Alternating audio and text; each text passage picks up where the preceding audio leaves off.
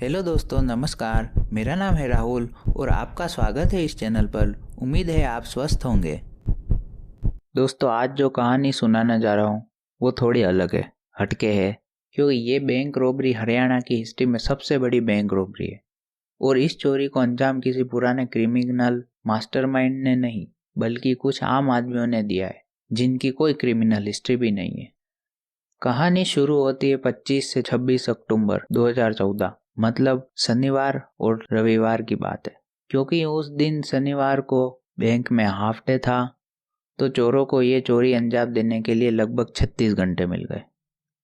चोरी हरियाणा के एक छोटे शहर गोहाना डिस्ट्रिक्ट सोनीपत के पंजाब नेशनल बैंक में हुई। लूट की वैल्यू करीब 100 करोड़ बताई जाती है।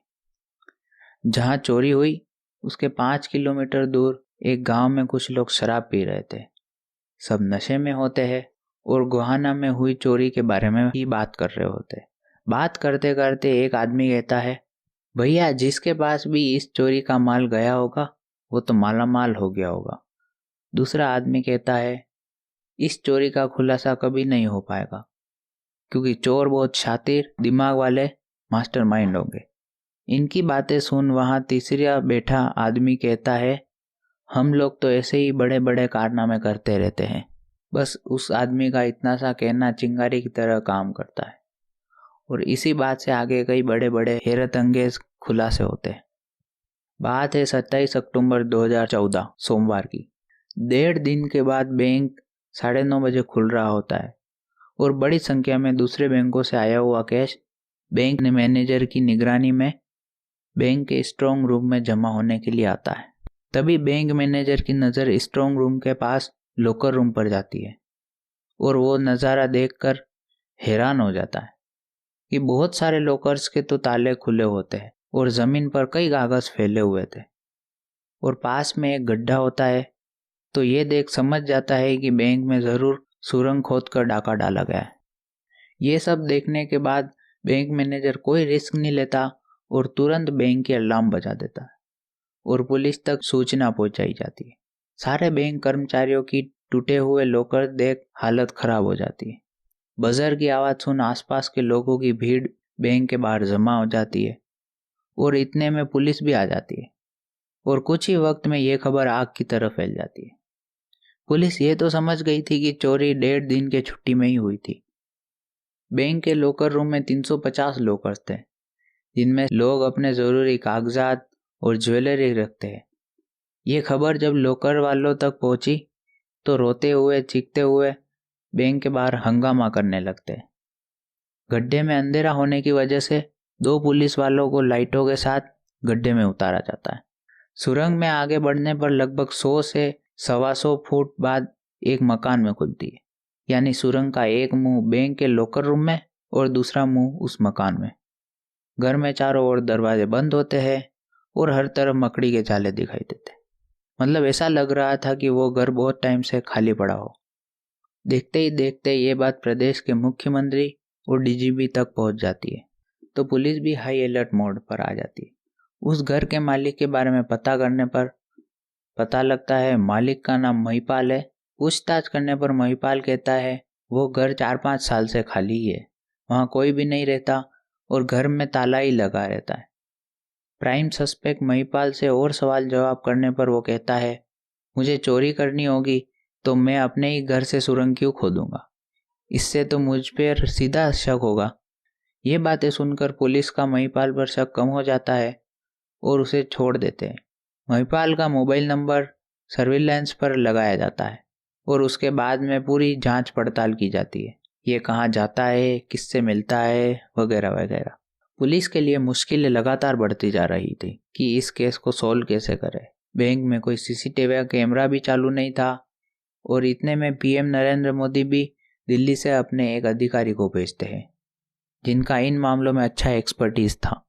पुलिस की इन्वेस्टिगेशन चल रही होती है, लेकिन कोई फायदा नहीं होता। फिर आखिरकार हरियाणा के डीजीपी 28 अक्टूबर को ऐलान करते हैं, जो भी इस बैंक रॉबरी के बारे में इंफॉर्मेशन देगा उसे 10 लाख का इनाम दिया जाएगा। इस चोरी की खबर के साथ 10 लाख के इनाम वाली बात भी हर न्यूज़ चैनल, प्रिंट मीडिया से पहुंचाई जाती है, जिसमें एक फ़ोन नंबर भी दिए जाते हैं इन्फॉर्मेशन देने के लिए। बैंक के आसपास दुकानों और घर वालों से भी पूछताछ की जाती है और सैटरडे संडे की उस इलाके की कॉल रिपोर्ट भी निकाली जाती है। सैकड़ों लोगों से पूछताछ करने पर भी कोई सबूत हाथ नहीं लगता और ऐसे ही वो दिन भी बीत जाता है। 29 अक्टूबर की रात करीब 10 बजे हरियाणा पुलिस के पास एक फ़ोन आता है और शराब पीते हुए जो भी बात हुई वो सब बता देता है और अपनी पहचान गुप्त रखने को बोलता है। इस फ़ोन को पुलिस सीरियस लेती है।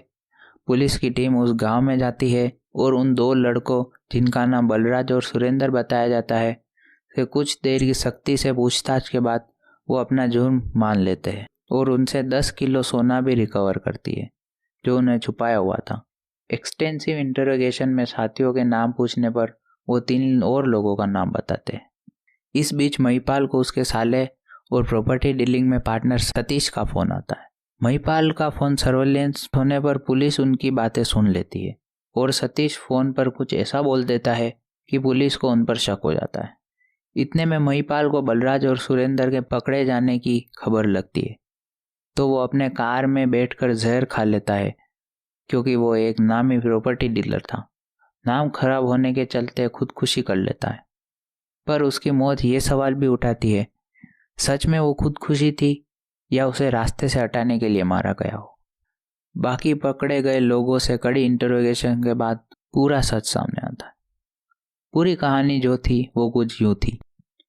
महिपाल और सतीश दोनों जीजा साले थे और दोनों सोनीपत में प्रॉपर्टी डीलिंग का काम करते थे। दोनों को एक बहुत बड़ा प्रॉपर्टी में लॉस होता है। नुकसान की भरपाई के लिए वो दोनों बहुत सोचते हैं और एक दिन महिपाल को आइडिया आता है क्यों ना उसके घर के पास वाले पीएनबी बैंक पर डाका डाला जाए। उससे नुकसान की भरपाई भी हो जाएगी और बाकी ज़िंदगी भी आराम से जिएंगे। आइडिया दोनों को सही लगा। पहले सोचते हैं बैंक की छत तोड़कर जाएंगे, पकड़े जाने और लोगों की नज़रों में आने के डर से ये प्लान कैंसिल करते हैं। फिर सोचते हैं दीवार में सेंध मारकर घुसा जाए। फिर वही विचार आता है कि पकड़े जाएंगे। तो आखिर में महिपाल को आइडिया आता है कि इसके घर से बैंक तक सुरंग बनाकर डाका डाला जाए। फिर ये रेकी करने बैंक में 4-5 बार जाते हैं और पता करते हैं कि स्ट्रांग रूम कहाँ है, लॉकर रूम कहाँ है। फिर ये 3 और लोगों को इस प्लान में शामिल करते हैं जिसमें एक लैब असिस्टेंट होता है, एक कारपेंटर यानी बढ़ई और एक बेरोजगार होता है। तो कुल मिला के ये 5 लोग हो जाते हैं। महिपाल और सतीश सबको प्लान समझाते हैं और महिपाल शर्त रखता है कि लूट का आधा हिस्सा वो रखेगा क्योंकि प्लान भी उसने बनाया और सुरंग भी उसके घर से ही खोदी जानी थी। शर्त सब मान जाते हैं क्योंकि लूट की कीमत करोड़ों में थी। फिर उस घर से बैंक तक सुरंग खोदने की तैयारी की जाती थी जो 100 फुट की थी और उसमें एक बात और ध्यान रखा गया कि सुरंग के रास्ते में जो भी टेलीफोन वायर, वाटर सप्लाई के पाइप्स आते उनको बिल्कुल भी नुकसान न पहुंचे। नुकसान हुआ तो लोग कंप्लेन करेंगे, रिपेयर करने वाले आएंगे और इनके प्लान का पर्दाफाश हो जाएगा। तो इन्होंने इन सारी चीज़ों की प्लानिंग कर रखी थी कि दिन में घर आते ही बड़ी खामोशी से ऐसे औजार से खुदाई का काम करते जिनसे आवाज़ ना आए और दिन में सिर्फ 2 से 2.5 घंटे खुदाई करते क्योंकि खुदाई से निकली हुई मिट्टी सही जगह रखा जा सके और किसी को शक भी न हो। सुरंग खोदने का काम सितंबर से चालू हो गया था और 1.5 महीने चलता है जिसमें सबने अपना अपना काम बांटा हुआ था। महिपाल घर पर पहरा देता है कि घर पर कोई आ जा तो नहीं रहा। राजेश जो कि कारपेंटर था सुरंग खोदता, सुरेंद्र सुरंग की मिट्टी को बाहर निकालता, बलराज उस मिट्टी को ऐसी जगह ठिकाने लगाता कि किसी को इस वारदात के बारे में शक न हो और सतीश सुरंग की लंबाई, चौड़ाई, गहराई का पता करता और ध्यान रखता। सुरंग खुदाई के 1.5 महीने में इन सब ने इस चीज़ का बराबर ध्यान रखा कि जब भी उस घर में आते मोबाइल स्विच ऑफ रखते या अपने घर ही छोड़ आते और लॉकर रूम में भी चोरी करने गए तब भी कोई मोबाइल नहीं लेकर गया क्योंकि महिपाल को पता था कि मोबाइल और होने पर उन्हें पकड़ा जा सकता है। और उस सुरंग को कुछ ऐसा बनाया गया कि घर से बैंक जाने में सिर्फ 57 सेकंड लगे। 1.5 महीने खोदने के बाद इनको लग जाता है कि इसके बाद सीधा लॉकर रूम ही है और रेकी करने पर पता लगता है कि सैटरडे को हाफ डे है। तो ये शनिवार का इंतज़ार करते हैं। फिर शनिवार आता है बैंक बंद होता है। रात को ये बची हुई सुरंग खोदते हैं और लॉकर्स खोलने के लिए कुछ हथियार अपने साथ ले जाते हैं। करीब 6 घंटे में टोटल 86 लॉकर्स खोलते हैं, जिनमें से 7 लॉकर्स में तो सिर्फ जरूरी कागजात होते हैं लोगों के, पर बचे हुए लॉकर्स में से सोने चांदी के जेवरात होते हैं। फिर वो सोने चांदी की बोरियां भर के उस सुरंग से बाहर पहुंचते हैं, वहाँ अपना अपना हिस्सा लेते हैं और संडे रात के अंधेरे में वाइट स्विफ्ट डिज़ायर में अपना लूट का सामान लेकर वहाँ से खिसक लेते हैं। आगे जाकर सब अलग हो जाते हैं।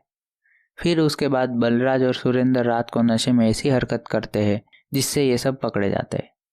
अगर इन दोनों ने डींगे नहीं मारी होती तो शायद ही ये केस 72 घंटों में सॉल्व होता। लूट का सामान बरामद कर लिया गया, लेकिन दिक्कत ये थी कि लॉकर में जब कोई सामान रखता है तो बैंक को उससे कोई मतलब नहीं होता, ना ही बैंक पूछता है आपने लॉकर में क्या रखा है। इसी चक्कर में जब लूट की वैल्यू निकाली जा रही थी तो सबने अपने अपने लॉकर्स में जितनी ज्वेलरी थी उससे कई ज़्यादा बताई।